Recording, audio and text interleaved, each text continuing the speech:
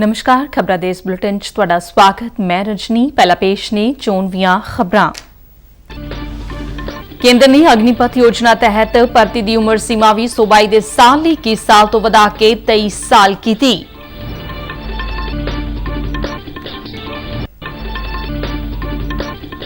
ਕੇਂਦਰ ਨੇ ਅਗਨੀਪਥ ਯੋਜਨਾ ਬਾਰੇ ਫੈਲਾਏ ਜਾ ਰਹੇ ਝੂਠ ਤੋਂ ਲੋਕਾਂ ਨੂੰ ਸਾਵਧਾਨ ਰਹਿਣ ਲਈ ਆਖਿਆ।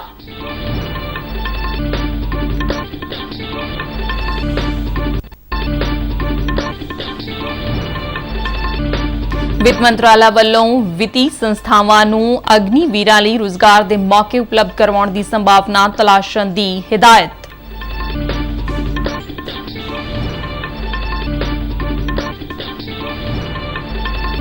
ਇੱਕੀ ਜੂਨ ਨੂੰ ਮਨਾਏ ਜਾਣ ਵਾਲੇ ਅੰਤਰਰਾਸ਼ਟਰੀ ਯੋਗ ਦਿਵਸ ਲਈ ਲੋਕਾਂ ਵਿੱਚ ਭਾਰੀ ਉਤਸ਼ਾਹ। ਹੁਣ ਖਬਰਾਂ ਵਿਸਥਾਰ ਨਾਲ। ਕੇਂਦਰ ਨੇ ਅਗਨੀਪਥ ਯੋਜਨਾ ਅਧੀਨ ਕੀਤੀ ਜਾਣ ਵਾਲੀ ਭਰਤੀ ਦੀ ਉਮਰ ਦੀ ਸੀਮਾ ਵੀ ਸੂਬਾਈ ਦੇ ਸਾਲ ਲਈ 21 ਸਾਲ ਤੋਂ ਵਧਾ ਕੇ 23 ਸਾਲ ਕਰ ਦਿੱਤੀ ਹੈ। ਰੱਖਿਆ ਮੰਤਰਾਲਾ ਵੱਲੋਂ ਜਾਰੀ ਕੀਤੇ ਗਏ ਇੱਕ ਬਿਆਨ ਦੇ ਵਿੱਚ ਕਿਹਾ ਗਿਆ ਹੈ ਕਿ ਦੇਸ਼ ਦੀਆਂ ਤਿੰਨ ਸੈਨਾਵਾਂ ਲਈ ਭਰਤੀ ਲਈ ਉਮੀਦਵਾਰਾਂ ਦੀ ਉਮਰ ਸੀਮਾ ਨੂੰ ਵਧਾ ਕੇ 23 ਸਾਲ ਕਰ ਦਿੱਤਾ ਗਿਆ ਹੈ। ਇਸ ਤੱਥ ਨੂੰ ਧਿਆਨ ਵਿੱਚ ਰੱਖਦਿਆਂ ਕਿ ਪਿਛਲੇ 2 ਵਰ੍ਹਿਆਂ ਦੌਰਾਨ ਭਰਤੀ ਕਰਨਾ ਸੰਭਵ ਨਹੀਂ ਹੋਇਆ, ਸਰਕਾਰ ਨੇ ਫੈਸਲਾ ਲਿਆ ਕਿ 2022 ਲਈ ਤਜਵੀਜ਼ਸ਼ੁਦਾ ਭਰਤੀ ਸਾਈਕਲ ਲਈ ਵਨ ਟਾਈਮ ਛੋਟ ਦਿੱਤੀ ਜਾਵੇਗੀ। ਇਸ ਲਈ 2022 ਦੇ ਸਾਈਕਲ ਅਗਨੀਪਥ ਯੋਜਨਾ ਭਰਤੀ ਪ੍ਰਕਿਰਿਆ ਵਾਸਤੇ ਵੱਧ ਤੋਂ ਵੱਧ ਉਮਰ ਨੂੰ ਵਧਾ ਕੇ 23 ਸਾਲ ਕਰ ਦਿੱਤਾ ਗਿਆ ਹੈ। ਕੇਂਦਰ ਸਰਕਾਰ ਵੱਲੋਂ ਐਲਾਨੀ ਅਗਨੀਪਥ ਯੋਜਨਾ ਨੂੰ ਫੌਜ ਦੇ ਅਧਿਕਾਰੀਆਂ ਅਤੇ ਸਾਬਕਾ ਅਧਿਕਾਰੀਆਂ ਨੇ ਇੱਕ ਚੰਗੀ ਯੋਜਨਾ ਦੱਸਿਆ ਹੈ। ਇਸ ਬਾਰੇ ਵੱਖ-ਵੱਖ ਅਧਿਕਾਰੀਆਂ ਦਾ ਕਹਿਣਾ ਹੈ ਕਿ ਇਹ ਨਵੇਂ ਭਾਰਤ ਦੀ ਇੱਕ ਨਵੀਂ ਸੋਚ ਹੈ। We see that the average age of an Indian Army soldier is approximately 32 to 33 years. And with the Agniveer and the Agnipath scheme coming into the fold, in around 8 to 10 years, we will be able to lower the profile of the soldier to approximately 24 to 26 years. And this will only make the army fitter. We'll be able to handle more challenging situations that we come across in the difficult areas that our troops operate in. ये बहुत ही transformative योजना है। ये भारत की फौज में पहली बार एक ट्रांसफॉर्मेशन लाई, भारत में ट्रांसफॉर्मेशन लाई। और ये जो योजना है ये भारतीय फौज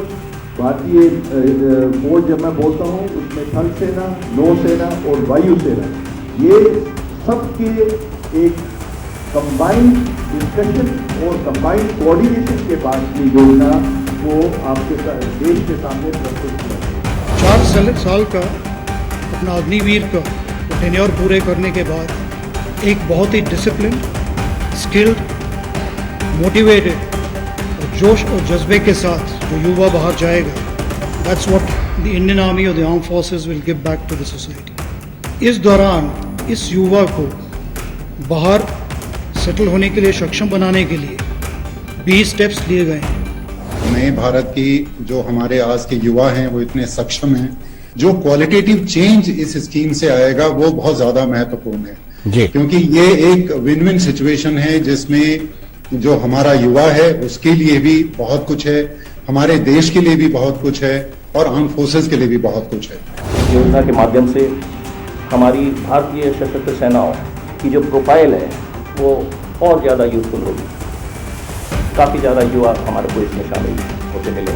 हमारे युवाओं के लिए ये योजना एक नया अवसर बन के आई है और ये एक ऐसी योजना है जो कि मैं समझता हूँ भारतीय फौज के लिए एक बहुत ही महत्वपूर्ण परिवर्तन, एक बहुत ही महत्वपूर्ण सुधार साथ लेके आई है। ਅਗਨੀਪਥ ਯੋਜਨਾ ਬਾਰੇ ਫੈਲਾਏ ਜਾ ਰਹੇ ਝੂਠ ਤੋਂ ਕੇਂਦਰ ਸਰਕਾਰ ਨੇ ਲੋਕਾਂ ਨੂੰ ਸਾਵਧਾਨ ਰਹਿਣ ਲਈ ਆਖਿਆ ਹੈ। ਇਸ ਯੋਜਨਾ ਬਾਰੇ ਕੁਝ ਤੱਥ ਪੇਸ਼ ਕੀਤੇ ਗਏ ਨੇ।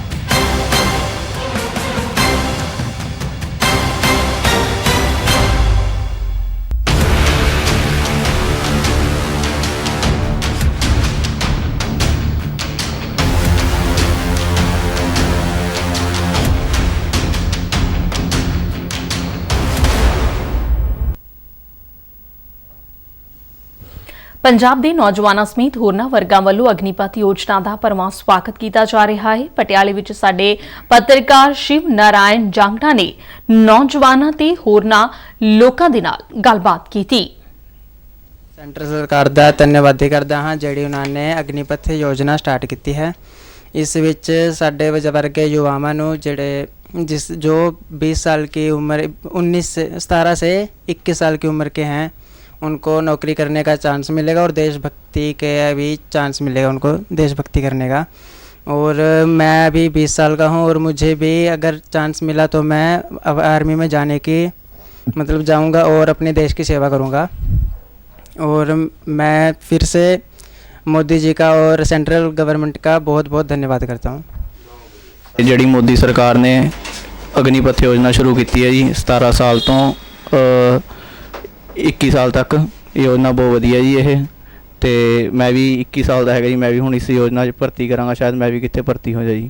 ਜਿਹੜੀ ਨੌਜਵਾਨ ਪੀੜ੍ਹੀ ਹੈ ਉਸਨੂੰ ਅੱਗੇ ਆਪਣੀ ਦੇਸ਼ ਦੀ ਸੁਰੱਖਿਆ ਵਾਸਤੇ ਵੀ ਉਸਨੂੰ ਚਾਂਸ ਮਿਲੇਗਾ। ਜਿਹੜੀ ਥਲ ਸੈਨਾ, ਜਲ ਸੈਨਾ, ਵਾਯੂ ਸੈਨਾ ਸਭ ਵਿੱਚ ਇਹਨਾਂ ਦੀ ਭਰਤੀਆਂ ਹੋਣਗੀਆਂ। ਮੇਰੀ ਉਮਰ ਵੀ 18 ਸਾਲ ਹੈ, ਮੈਂ ਵੀ ਟਰਾਈ ਕਰਾਂਗਾ ਕਿ ਸ਼ਾਇਦ ਮੈਨੂੰ ਇਸ 'ਚ ਨੌਕਰੀ ਮਿਲ ਜੇ। ਸਰਕਾਰ ਨੇ ਬਹੁਤ ਵਧੀਆ ਕੰਮ ਕੀਤਾ ਸੈਂਟਰ ਸਰਕਾਰ ਵੱਲੋਂ ਇਹ, ਅਤੇ ਅਸੀਂ ਧੰਨਵਾਦੀ ਹਾਂ ਸੈਂਟਰ ਸਰਕਾਰ ਦੇ ਇਸ ਵੱਲੋਂ। ਸਾਡੇ ਜੈਸੇ ਨੌਜਵਾਨ ਉਸ ਦੇ ਵਿੱਚ ਭਰਤੀ ਹੋ ਸਕਣਗੇ ਜਿਹੜੇ ਸਾਡੇ 17 ਸਾਲ ਤੋਂ ਜ਼ਿਆਦਾ ਨੇ। ਮੈਂ ਵੀ 17.5 ਕ੍ਰੋਸ ਕਰ ਚੁੱਕਿਆ ਅਤੇ ਮੈਂ ਵੀ ਹੁਣ ਉਸ ਭਰਤੀ ਦੇ ਵਿੱਚ ਅਪਲਾਈ ਕਰਾਂਗਾ। ਵਿੱਤ ਮੰਤਰਾਲਾ ਨੇ ਫੌਜ ਵਿੱਚ ਕਾਰਜਕਾਲ ਪੂਰਾ ਹੋਣ ਮਗਰੋਂ ਅਗਨੀਵੀਰਾਂ ਦੀ ਮਦਦ ਲਈ ਸਾਰੀਆਂ ਮਾਲੀ ਸੰਸਥਾਵਾਂ ਨੂੰ ਜ਼ਰੂਰੀ ਲਾਭ ਤੇ ਛੋਟ ਰਾਹੀਂ ਅਗਨੀਵੀਰਾਂ ਦੀ ਵਿਦਿਅਕ ਯੋਗਤਾ ਤੇ ਹੁਨਰ ਤੇ ਆਧਾਰਿਤ ਰੁਜ਼ਗਾਰ ਦੇ ਮੌਕੇ ਉਪਲਬਧ ਕਰਵਾਉਣ ਦੀ ਸੰਭਾਵਨਾ ਲੱਭਣ ਲਈ ਆਖਿਆ ਹੈ।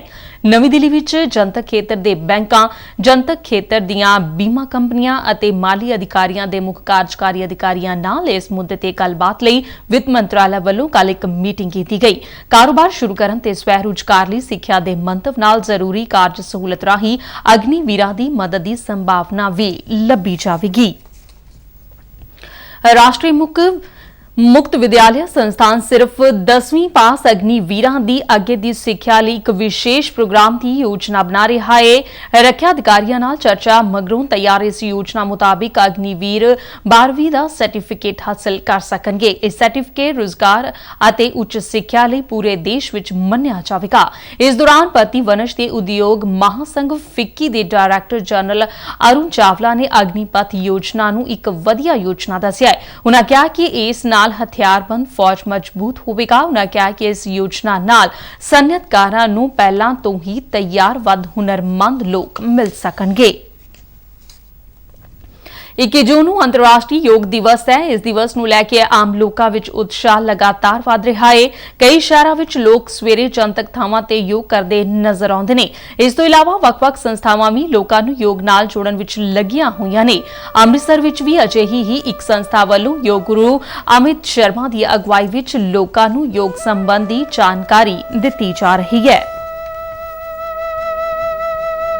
एक बहुत ही खुशी की बात है जो 70-80 वर्षों से हमारे भारत की जो प्राचीन चिकित्सा पद्धति है या भगवान के साथ अपने आप को अध्यात्म के साथ जोड़ने का जो योग है, इसकी ओर किसी भी सरकार ने ध्यान नहीं दिया।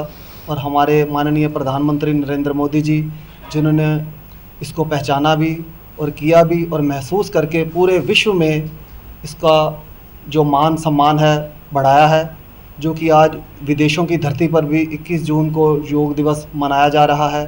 हमारे भारत में तो शुरू से ही ऋषि मुनियों की धरती रही है। योग, आयुर्वेद और प्राकृतिक चिकित्सा का तो ये एक घर रहा है।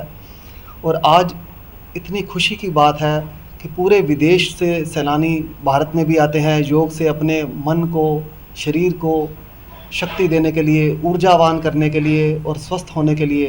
और उसका यही प्रभाव है, हर वर्ग का व्यक्ति, हर जाति समुदाय का व्यक्ति अपने आप को स्वस्थ होने के लिए योग को अपना रहा है। योग एक ऐसी चीज़ है जो आपका हार्मोन बैलेंस कर देती है। आपकी बॉडी में कोई भी प्रॉब्लम अगर आती है तो वो आप सबसे पहले आती है कि आपका हार्मोन इम्बैलेंस हो जाता है। और जब आप योगा से जुड़ते हैं, जब आप योग करते हैं तो आपका माइंड जो है, आपकी सोल जो है वो सब बैलेंस हो जाती है।